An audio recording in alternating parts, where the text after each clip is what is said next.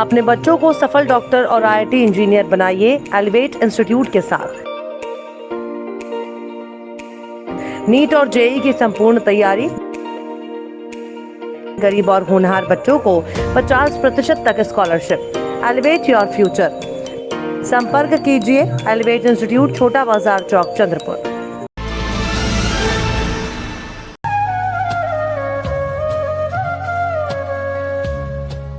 श्री जैन सेवा समिति चंद्रपुर द्वारा संचालित Vidya Niketan state board CBSE school और जूनियर कॉलेज की ओर से हमारे सबके आदरणीय और प्रेरणा स्थान पूर्व सांसद और वरिष्ठ कांग्रेस नेता माननीय श्री नरेश बाबू जी पुगलिया जी को जन्मदिन की अनंत हार्दिक शुभकामनाएं।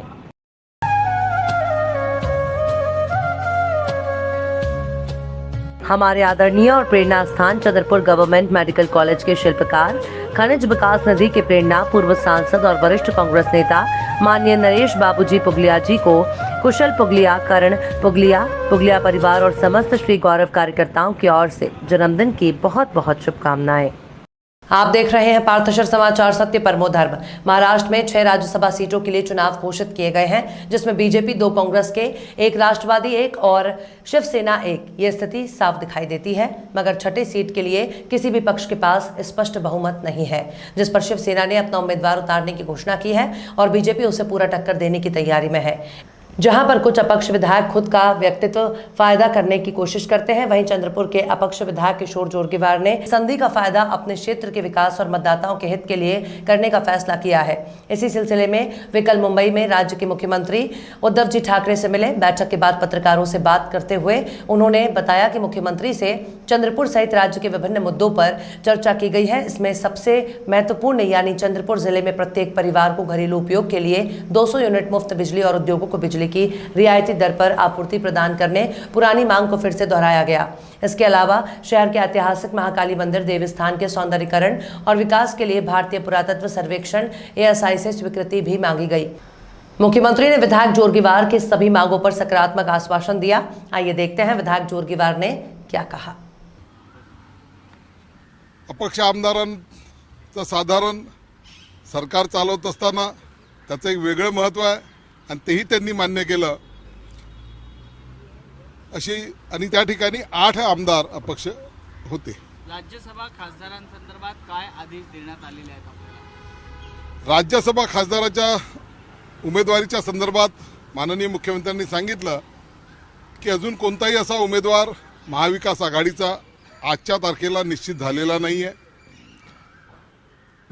त्याच्यामुळे जो आदेश येईल महाविकास आघाडीच्या उमेदवाराचा जो दिला जाईल त्याला सहकार्य करावं असं त्यांनी। समर्थन असेल का महाविकास आघाडीच्या जो काही उमेदवारांचं समर्थन, अपक्ष आमदारांचं समर्थन नेमकं कोणाला असेल? दुसरी गोष्ट, छत्रपती संभाजी राजे यांनी सुद्धा काही आमदारांना पत्र पाठवलेली आहे, तुम्हाला तसं काही पत्र आलेलं आहे का?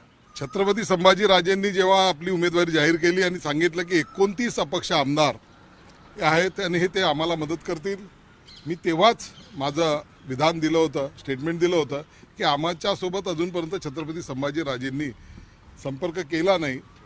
आणि मग त्यांचा फोन आला, त्यांचं पत्र आलं आणि त्यांनी सांगितलं की मी छत्रपतींचा विचार पुढे नेण्याच्या करता म्हणून उमेदवारी जाहीर केलेली आहे, आपण यामध्ये मदत करावी अशी त्यांनी त्यावेळेस भूमिका ठेवली। आत्ता माननीय मुख्यमंत्र्यांनी सांगितलं की काल छत्रपती संभाजी राजे त्यांना भेटून गेले आणि त्यांनी सांगितलं की महाविकास आघाडीने त्यांना पाठिंबा द्यावा। मुख्यमंत्र्यांनी काही त्यांची चर्चा झाली आणि त्यामध्ये साधारणतः असं दिसतंय की मुख्यमंत्र्यांनी त्यांना सांगितलं की समर्थित उमेदवार, शिवसेनेचे समर्थित उमेदवार व्हा, तर या तुमच्या या उमेदवारीबद्दल विचार करता येईल। परंतु तो काही त्यांनी त्यांच्या बोलण्यावरून वाटते की ते मान्य झाले नाही। पुढचं जे काही आहे, मी एक फार छोटा अपक्ष सदस्य आहे, परंतु जो निर्णय होईल महाविकास आघाडीचा उमेदवार त्या ठिकाणी निश्चितपणे निवडेल।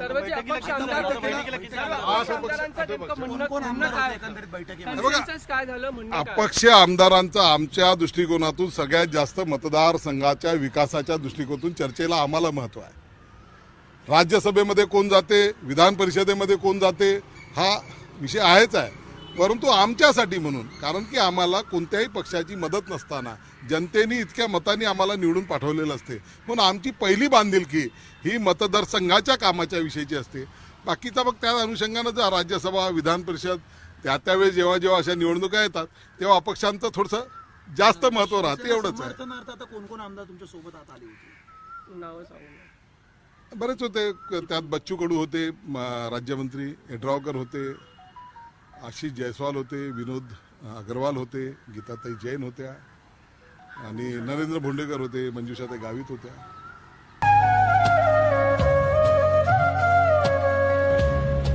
हमारे सबके आदरणीय देश के कद्दावर कांग्रेसी नेता, भूतपूर्व सांसद और विदर्भ किसान मजदूर कांग्रेस के अध्यक्ष माननीय श्री नरेश बाबूजी पुगलिया जी को उनके अमृत महोत्सव जन्मदिन पर गांधी चौक मित्र मंडल की ओर से हार्दिक शुभकामनाएं.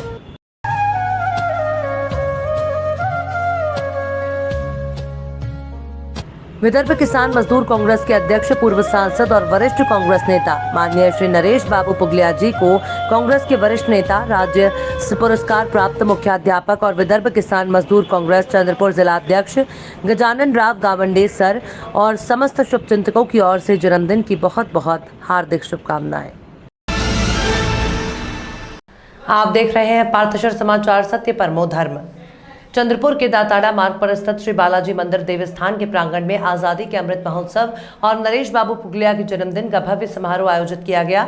इस अवसर पर पूर्व सांसद नरेश पुगलिया ने लोकसभा क्षेत्र से सांसद बालू धानोरकर, विधायक सुधीर मुनगंटीवार, विधायक प्रतिभा धानोरकर, पूर्व विधायक एडवोकेट वामन राव चटप, निर्दोष पुगलिया, भाजपा के नगर जिला अध्यक्ष डॉक्टर मंगेश गुलवाडे, कांग्रेस के वरिष्ठ नेता विनायक बागड़े, सुभाष गौर, एडवोकेट विजय मोगरे, वैशाली वासड़े, एनसीपी के पूर्व पार्षद दीपक जायसवाल, विभिन्न दलों के नेता, पूर्व पार्षद, सामाजिक संगठनों के पदाधिकारियों को आमंत्रित किया था. विदर्भ और चंद्रपुर के विभिन्न जातियों और धर्मों के दुल्हनों को आशीर्वाद देने के लिए सभी जाति और धर्म के कुलगुरु मौजूद थे. मौजूद दूल्हा दुल्हन को उनके धर्म के अनुसार कपड़े पहनाए गए थे. सभी धर्मों के विवाह उनके सामाजिक तरीके से तय किए गए थे. प्रारंभ में ईसाई धर्म, हिंदू धर्म, बौद्ध धर्म और इस्लाम के रीति रिवाजों के अनुसार विवाह किए गए. पूर्व सांसद नरेश पुगलिया ने नवविवाहितों को आशीर्वाद देते हुए कहा कि वे अपनी भावी जीवन में सदा सुखमय जीवन व्यतीत करें. उसी प्रकार भगवान बालाजी के प्रिय भोज के रूप में इस भव्य कार्यक्रम में भोग के 56 व्यंजन रखे गए थे. इस कार्यक्रम में 305 जोड़ों की एक ही समय में एक ही टेंट में शादी कराई गई. पूर्व सांसद नरेश पुगलिया की अवधारणा के तहत चंद्रपुर के दाताड़ा मार्ग पर स्थित बालाजी मंदिर में 18 से 22 मई तक विभिन्न कार्यक्रमों का आयोजन किया गया था. इस इवेंट के लिए जाने माने सिंगर आनंद शिंदे ने और प्रसिद्ध कव्वालों ने परफॉर्म किया. कोरोना संकट के बाद 2 साल में पहली बार चंद्रपुर में ऐसा भव्य आयोजन हुआ है. हजारों लोगों को इस समारोह को देखने का सौभाग्य प्राप्त हुआ. इस कार्यक्रम के बाद नरेश पुगलिया की अब भी लोगों में पेट होने की देश के आज़ादी के 75वें वर्ष में हम लोग पूरे भारतवर्ष में जो अमृत महोत्सव मना रहे हैं, उस अमृत महोत्सव में कोई अच्छा काम होना चाहिए अपने जिले में भी, ये सोचकर एक विशेष कार्यक्रम रखा गया है. इसमें उपस्थित इस राज्य के पूर्व वित्त मंत्री सुधीर भाऊ, हमारे साथी बाड़ू भाऊ, प्रतिभाताई, देवराव जी, हमारी दोनों बहनें, अधिकारी वर्ग उपस्थित, आशीर्वाद देने आए हुए सभी भाई बहन, और खास करके जिनके उपलक्ष्य में आपको यहाँ आना पड़ा, ऐसे हमारे 305 नव वर वधू, उनको मेरे पूर्व वक्ताओं ने आशीर्वाद दिया है. मैं आपको कहना चाहूँगा, कोई किसी भी जाति का हो, धर्म का हो, लेकिन भारत में हम लोग भारत के संविधान के हिसाब से बाबा साहब अम्बेडकर ने जो संविधान दिया है उसके माध्यम से हम चलते हैं. और इस भारतवर्ष में और खास करके हमारे जिले में समाज कारण से राजकारण इस ओर जो जाता है, वो किसी पद पे रहे न रहे, लेकिन उसका काम चलते रहता है. साथियों, आज की इस खुशी के मौके पर मैं नव दंपति से अपेक्षा करूंगा कि वो अपने भावी जीवन में अपने राष्ट्र के प्रति, अपने परिवार के प्रति समर्पित भावना से अपना जीवन एक सुखमय और समृद्ध में बिताए। मैं मेरी ओर से, हमारे सभी नेताओं की ओर से, उपस्थित जन समुदाय की ओर से आपको आपके भावी जीवन के लिए, आपके समृद्ध जीवन के लिए आपको अनेक अनेक शुभकामनाएं देता हूं।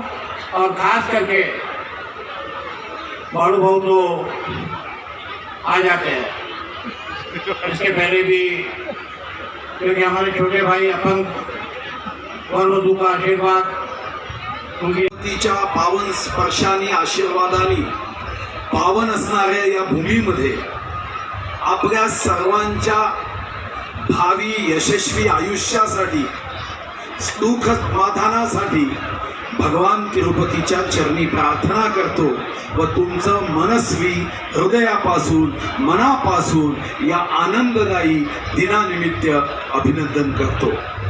खरं तर आपल्या मध्ये हा संस्कार मानले गेला आहे आणि म्हणून या नवविवाहित दाम्पत्याचं भावी आयुष्य सुखमय व्हावं, आनंदमय व्हावं ही शक्तिदायिनी माता महाकालीच्या चरणी प्रार्थना करत आशीर्वाद मागतो।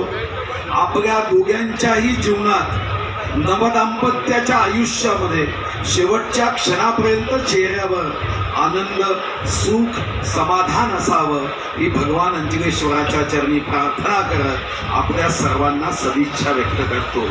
हा अमृत महोत्सवी वर्ष आहे। आपल्या आयुष्यामध्ये असंच प्रेमाचं अमृत एकमेकाला देण्याची सद्बुद्धी ईश्वराने द्यावी अशी प्रार्थना करत ज्यांनी या कार्यक्रमाचं आयोजन केलं, स्वातंत्र्याचा अमृत महोत्सव 15 ऑगस्टला संपेल आणि नरेश बाबू पुगलिया यांचा जन्म 20 मे 1948। नरेश बाबू, आप अमृत महोत्सवी वर्ष में आज से पदार्पण कर रहे हो, आपको तहे दिल से, हृदय से जन्मदिन की शुभकामनाएं। आपने जन्मदिन के अवसर पर और अमृत महोत्सव के इस अवसर पर एक बहुत शुभ काम का आयोजन किया है।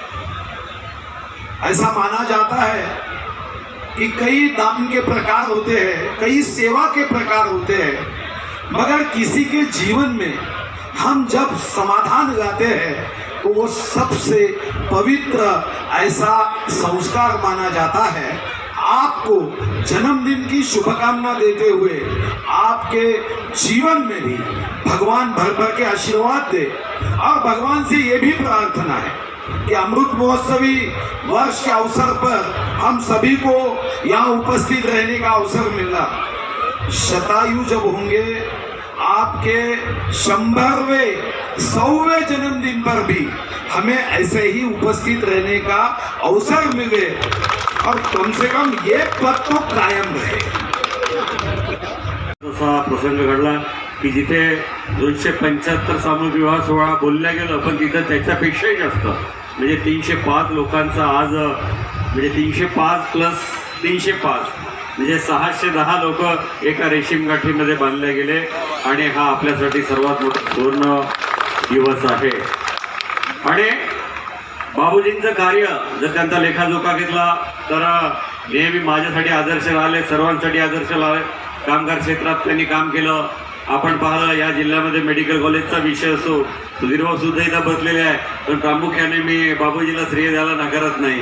मग ते कोर्टात गेले असेल, कुठे गेले असेल, कुठे वाढले असेल, तर आम्ही जरी एका मंचावर असलो, कुठे असलो, पण ज्यांनी जे काम केलं ते केलंच। आणि बाबूजींच्या कार्यांना नेहमी मला प्रोत्साहन मिळत गेलं। मी जेव्हा आमदार झालो तेव्हा मला सांगितलं की तू ओरत राहायला जा, मी नेहमी वाटणं सांगतो। आणि पडल्यानंतर पहिल्यांदा निवडणूक लढलो तेव्हा भद्रावतीतून लढलो, दुसऱ्यांदा निवडणूक लढायच्या वेळेस मी हा 20 मे हा दिवस कधी विसरत नाही, कारण त्यांच्या वाढदिवसानिमित्त मी जिल्हा प्रमुख झालो। त्यावेळेस त्यांचा एका LNT मध्ये अपघात झाला होता त्यांच्याकडे गाडी, त्यावेळेस आपली कॉलेज गाडी होती ग्रीन कलरची, आणि मी त्यांचा अपघात झाल्यामुळे त्यांना भेटायसाठी आलो. मला 1 महिना झाला होता सुधीर भाऊ फक्त जिल्हा अध्यक्ष झाल्यानंतर. तर मी पुष्पगुच्छ घेऊन आलो आणि त्यांना बघितलं तर नेमके नागपूरला जायला निघाले होते. मला म्हणे की बाळू तेरे को क्या बनना है? मला बाबूजी बस आपके जैसा बनना है. तर बोले सही नाही का? बस बाबूजी हसले लगे. आता बाबूजींनी जे जे माझ्यासाठी सूचना केल्या त्या सूचनाचं मी पालन केलं, आणि त्याच्यामुळे आज या महाराष्ट्रामध्ये प्रामुख्याने या लोकसभा क्षेत्राचा मला एक खासदार म्हणून जे चालना देण्याचं काम केलं ते बाबूजींनीच केलं असं म्हणायला काही हरकत नाही. नक्की त्यांचं मोठं योगदान आहे. मला नेहमी प्रोत्साहन करत राहिले ते, आणि सातत्याने आमचा संवाद हा चालू असतात, आणि जिथे जे विकासासाठी ते काम करतात, आणि प्रामुख्याने त्यांच्या आयुष्यामध्ये त्यांनी विविध क्षेत्रामध्ये काम केलं. शैक्षणिक क्षेत्रामध्ये काम केलं, कामगारामध्ये अतिशय प्रामुख्याने आजही आपण पाहिलं. कधी कोणाच्या कानावरती इथे जे बसलेले जे नेते मंडळी आहे, मी यांच्या संदर्भात सुद्धा बोलतो, आदरणीय सुधीर भाऊच्या संदर्भात सुद्धा बोलतो, प्रतिभा बसली ही नौखी आमदार आहे हिच्या संदर्भात सुद्धा बोलतो. इथल्या कोण्याही व्यक्तीच्या संदर्भामध्ये कुणीही कुठे नोकरीवर लागला असेल 1 रुपयाचा सुद्धा विषय हा कधी आम्ही ऐकलेला नाही. लोकांचे घर बसवण्याचं काम या सर्व नेत्याच्या माध्यमातून झालं. यांच्यावर कोणी शिंदोळे उडवण्याचं काम कधी कोणी करू शकत नाही, याचा मला गर्व आहे. चंद्रपूर लोकसभा क्षेत्राचे माजी खासदार तसंच काँग्रेसचे ज्येष्ठ नेते आदरणीय बाबूजींचा आज वाढदिवस, तसंच या ठिकाणी त्यांच्या वाढदिवसानिमित्त 305 जोडप्यांचा विवाह सोहळा या ठिकाणी पार पडत आहे. या ठिकाणी या कार्यक्रमाला उपस्थित माझे विधान मंडळातील सहकारी, या महाराष्ट्र राज्याचे माजी अर्थमंत्री सन्माननीय सुधीर भाऊ, तसंच लोकसभा क्षेत्राचे खासदार बाळूभाऊ दानोरकर, आणि परत उपस्थित समस्त गणमान्य मान्यवर सगळ्यांना माझा नमस्कार. आज अतिशय आनंदाचा क्षण आहे की आज या ठिकाणी बाबूजीच्या वाढदिवसानिमित्त, जेव्हा की अख्ख्या देशभरात 75 वर्ष पूर्ण झाले, त्यांच्या वाढदिवसानिमित्त एवढा मोठा कार्यक्रम या ठिकाणी आयोजित केला. नक्कीच ज्या समाजात आपण राहतो, ज्या समाजाप्रती आपलं काही देणं लागतं, आणि तेच धारणा मनात ठेवून समाजाप्रती असणारी त्यांची आपुलकी या ठिकाणी आपल्याला पाहायला मिळाली. नक्कीच माझ्यासारख्या नवख्या आमदाराला एक आदर्श आहे की आज बाबूजींपासून जेवढं शिकावं तेवढं कमी आहे. मी जास्त बोलणार नाही, कारण खासदार साहेबांनी, सुधीर भाऊ पण या ठिकाणी आहे. नक्कीच आम्हाला बाबूजीच्या या कार्यातून एक नवीन काहीतरी शिकायला मिळालं, एक प्रेरणा मिळाली, आणि भविष्यातही विधानसभा क्षेत्रात काम करत असताना हा आदर्श डोळ्यासमोर ठेवून नक्की आम्ही काम करू. परत एकदा बाबूजींना वाढदिवसाच्या मनपूर्वक शुभेच्छा या ठिकाणी देते. आणि इथंच नवीन जे जोडपे या ठिकाणी बसले आहे त्यांना फक्त एकच या ठिकाणी सांगू इच्छिते की माझ्यासुद्धा लग्नाला 17 वर्ष पूर्ण झाले. विवाह सोहळ्याच्या बंधनात बांधल्यानंतर दोघांवरती एकमेकावरती विश्वास असणं फार गरजेचं आहे. कारण एखाद्या नात्यात फूट पाडणारे बरेच असतात, पण जोपर्यंत तुम्ही दोघं एकमेकावरती विश्वास ठेवून तुम्ही कायम राहाल त्या शब्दावरती, नक्कीच तुमचं नातं हे असाच समोर एक चांगलं नातं म्हणून नावारूपास येईल. त्यासाठी नात्यात विश्वास असणं फार गरजेचं आहे. सगळ्या नवीन दाम्पत्याला सुद्धा मनापासून शुभेच्छा या ठिकाणी देते आणि इथंच थांबते. जय हिंद, जय महाराष्ट्र.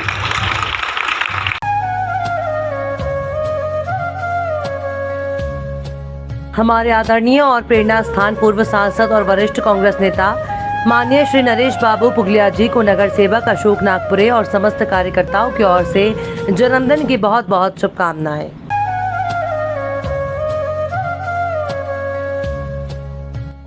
हमारे सबके आदरणीय देश के कद्दावर कांग्रेसी नेता, भूतपूर्व सांसद और विदर्भ कांग्रेस मजदूर कांग्रेस के अध्यक्ष माननीय श्री नरेश बाबू जी पुगलिया जी को उनके अमृत महोत्सव 75वें जन्मदिन पर आयुष कंस्ट्रक्शन और नीलेश पुगलिया परिवार की ओर से हार्दिक हार्दिक शुभकामनाएं।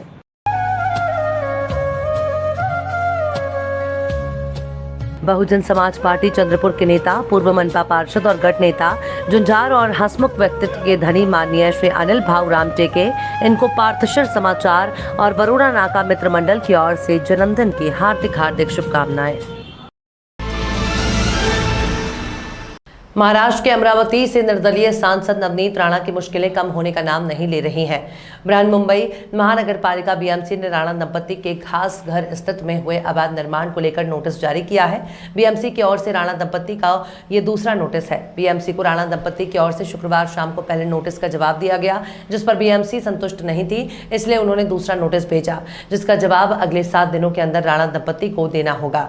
राणा दंपत्ति द्वारा दिए गए जवाब से यदि बीएमसी संतुष्ट नहीं हुई तो उनके घर पर हुए अवैध निर्माण को तोड़ने के संबंध में अंतिम निर्णय लिया जा सकता है। आपको बता दें कि मुंबई के खार इलाके में राणा दंपत्ति का एक फ्लैट है, जिसमें बीएमसी को अवैध निर्माण करवाए जाने का शक है। इस प्रकरण में 4 मई को महानगर पालिका के अधिकारियों ने नवनीत राणा के घर का मुआयना भी किया था। इस इंस्पेक्शन के पहले राणा दंपत्ति को बकायदा बीएमसी ने नोटिस भी भेजा था। अपने बच्चों को सफल डॉक्टर और IIT इंजीनियर बनाइए एलिवेट इंस्टीट्यूट के साथ। नीट और जेईई की संपूर्ण तैयारी, गरीब और होनहार बच्चों को 50% तक स्कॉलरशिप।